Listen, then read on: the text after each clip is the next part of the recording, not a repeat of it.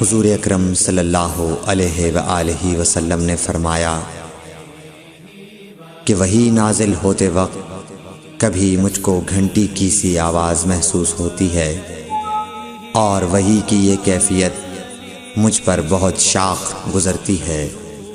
جب یہ کیفیت ختم ہوتی ہے تو میرے دل و دماغ پر اس فرشتے کے ذریعے نازل شدہ وحی محفوظ ہو جاتی ہے، اور کسی وقت ایسا ہوتا ہے کہ فرشتہ بشکل انسان میرے پاس آتا ہے اور مجھ سے کلام کرتا ہے، پس میں اس کا کہا ہوا یاد رکھ لیتا ہوں۔ صحیح بخاری حدیث نمبر 2۔